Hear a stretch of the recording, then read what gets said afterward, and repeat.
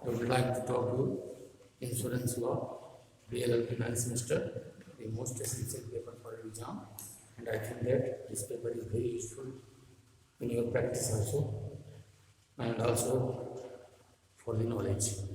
And today I taught you insurance is based on the principles of cooperative and probability. बीमा सहकारिता एवं संभावनाओं पर आधारित है।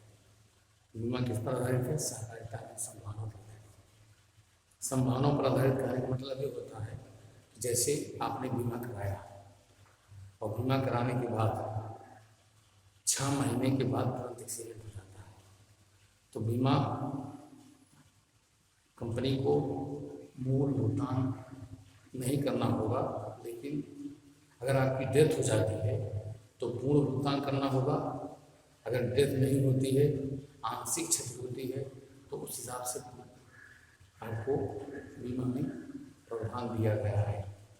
बीमाओं की पॉलिसी में अलग अलग प्रावधान, अलग अलग कैटेगरी दिए गए हैं, लेकिन उसको आपको ऐसी स्थितियों में क्षति की स्थिति को देखते हुए what amount your body is injured, then it will be given by the compensation through the company, through the LIC, or you can see through the insurance law.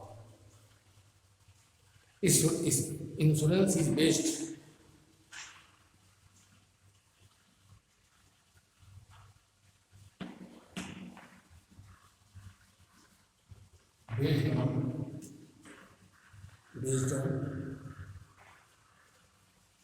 on the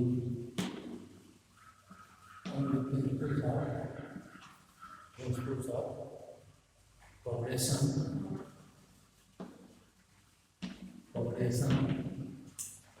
and probability.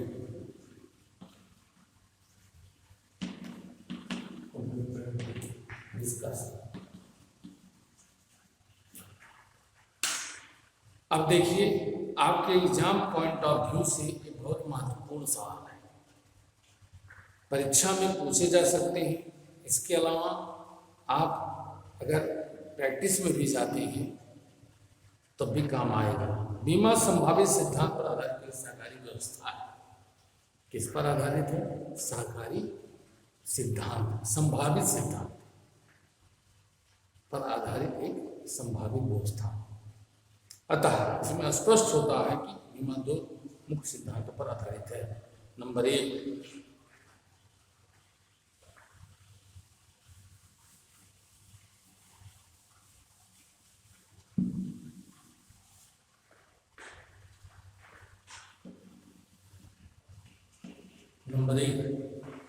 सहकारिता का सिद्धांत।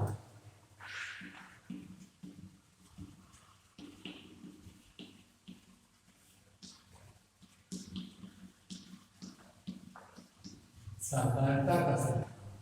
Number 2, संभावित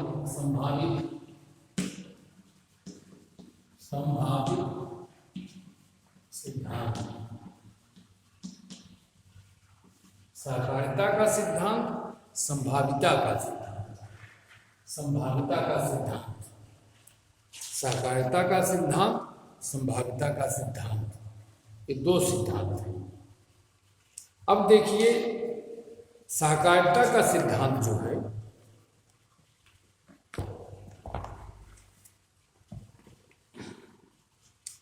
सहकारिता का सिद्धांत principle of cooperation, इसे कहते हैं प्रिंसिपल्स ऑफ कोऑपरेशन।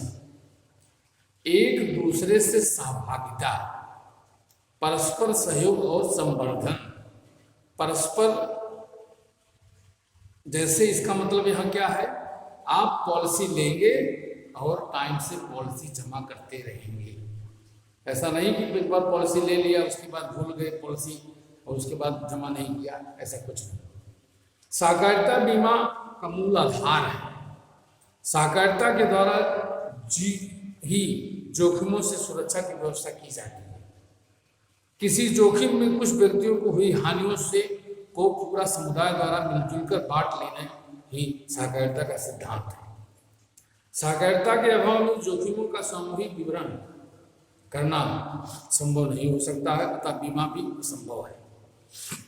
इस प्रकार की व्यवस्था आज से 2000 साल पहले रोम के एक भाग में प्रचलित थी कि यहाँ के सभी व्यक्तियों को एक कोष में कुछ धनराशि 5 वर्ष की आयु तक जमा करनी पड़ती थी और उसमें से लोगों को क्रय करने वाले के लिए धन दिया जाता था।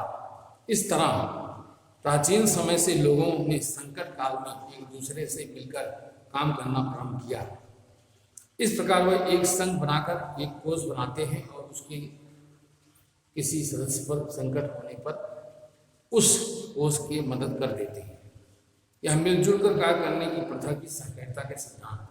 जैसे एक सोसाइटी आप बनाते हैं और सोसाइटी बनाते हैं, 50-100 लोगों की संख्या होती है। 50-100 लोगों की संख्या में ये तय किया जाता है कि हर महीने जो है 500 रुपये सब लोग जमा करेंगे, और जो कुल जितने सदस्य हैं क्रम वाइज सब सदस्यों को वो पूंजी मिलती रहेगी, ऑर्डर वाइज। ये ड्यूरेशन चलता रहेगा, यह चक्र चलता है।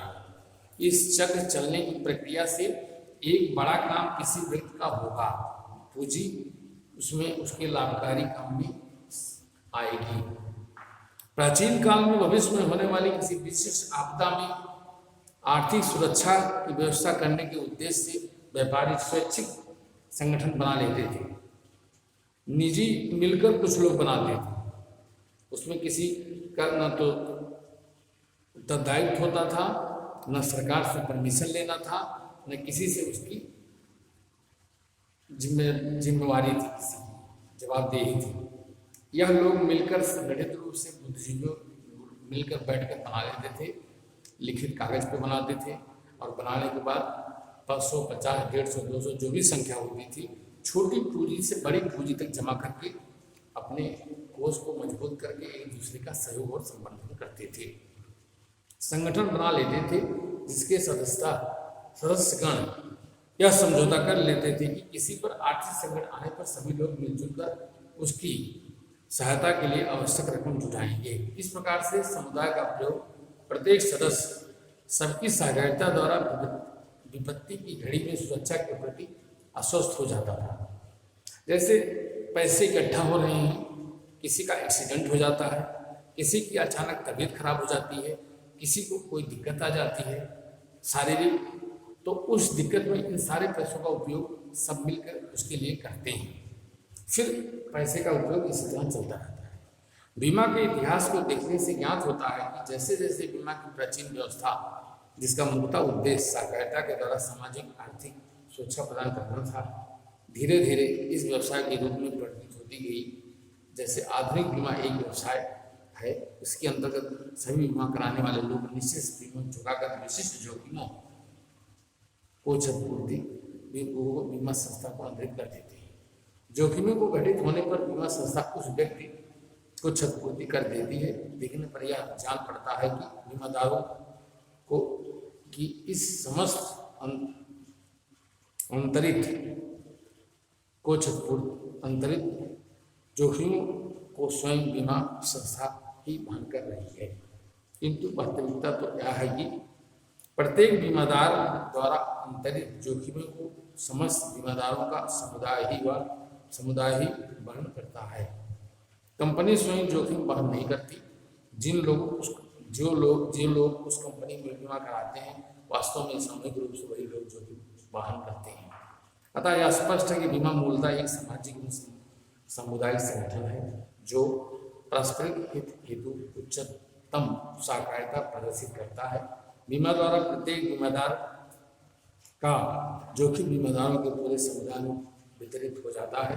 इस प्रकार हम यह कह सकते हैं कि बीमा किसी समुदाय के भाग्यवान और अभागे व्यक्तियों की परस्पर सहकारिता पर आधारित व्यवस्था है। बीमा के माध्यम से कतिपय अभागे व्यक्तियों की क्षति सामूहिक रूप से समस्त बीमादारों के बीच संकट के बीच बीमा बढ़ जाती है। यह सहकारिता का उद्देश्य है, इसलिए यह कहा जाता है कि सहकारिता बीमा का मूलतः सिद्धांत है। ये आपका पहला हुआ। दूसरा संभावित सिद्धांत, संभावित सिद्धांत थ्योरी ऑफ प्रोबेबिलिटी। प्रोबेबिलिटी वर्तमान बीमा व्यवस्था में बीमादार निश्चित प्रीमियम दर भावी आर्थिक हानि की अनिश्चितताओं से मुक्त हो जाता है। ऐसी निश्चितता प्रदान करना बीमा की मुख्य विशेषता है। बीमा की यह विशेषता गणित शास्त्र के एक प्रसिद्ध नियम पर आधारित है जिसे संभावित सिद्धांत कहते हैं। इसे सिद्धांत की सहायता से भावी हानियों की मात्रा अनुमानित की जाती है और उसके अनुसार प्रीमियम दर ज्ञात की जाती है। संभावित सिद्धांत गणित शास्त्र का विषय है जिसमें संभावित के विषय में अनेक जटिल नियम प्रतिपादित किए गए, किंतु बीमा व्यवसाय के उद्देश्य के लिए केवल इतना जानना पर्याप्त होगा कि संभाविता किसे कहते हैं और बीमा क्षेत्र में इस सिद्धांत की क्या उपयोगिता है। संभाविता किसी घटना के होने या ना होने की संभावना का मापदंड है। इस सिद्धांत से यह मालूम किया जाता है कि किसी काम करने से कितनी बार में संभावित सफलता मिल सकती है। इस प्रकार से जोखिम उठाने में संभावित कितनी बार हानि हो सकती है, अर्थात इसमें कुल जोखिम उठाने की संख्या और वास्तविक जोखिम के बीच अनुपात मालूम होता है। इस सिद्धांत को इस उदाहरण द्वारा समझा जा सकता है। यदि एक संदूक में 1000 गद्दे देते हैं और उनमें से 20 सफ़ेद और 80 काली और बिना देख कर गेंद निकाले तो 80% काली गेंद पाने का संभावना है। इसके आधार पर बीमा कंपनियों का कई वर्षों की अभिदाता की संभावना मूल करती है। एक एग्जाम्पल आपको देते हैं जो बहुत महत्वपूर्ण एग्जाम्पल है। अगर मान लिया जाए कि पिछले 5 वर्षों में कागज़ की गोदामों में एक बार प्रत्येक वर्ष आग लगी और प्रति वर्ष 1000 गोदामों का बीमा करवाया गया, तो आग लगने की संभावना कागज़ के बीमादारों की 1/1000 प्रति वर्ष होगी। इस संभावना के सिद्धांत के आधार पर हानि का अनुमान लगाकर प्रीमियम नियम की जाती है। यह सिद्धांत बीमा में इसलिए लागू होता है क्योंकि इससे जोखिम होना बिल्कुल निश्चित नहीं है। घटना घट जा सकती है और नहीं भी घट सकती है, लेकिन उन क्षेत्रों में यह नियम लागू नहीं होगा। लेकिन उन क्षेत्रों में यह नियम लागू नहीं होगा जहाँ मालूम हो कि घटना अवश्य घटेगी या आवश्यक रूप से नहीं घटेगी।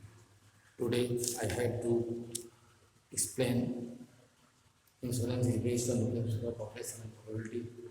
This is the most, it means बीमा सहकारिता संभाविता पर आधारित है। And this is the most important question and things are to be. सहकारिता सिद्धांत मैंने एक्सप्लेन किया, संभाविता का सिद्धांत, और आप देखिएगा यह theory of probability, theory of principle of cooperation. Tomorrow I taught you बीमा विधि में चक्रवृद्धि के नियामक सिद्धांत।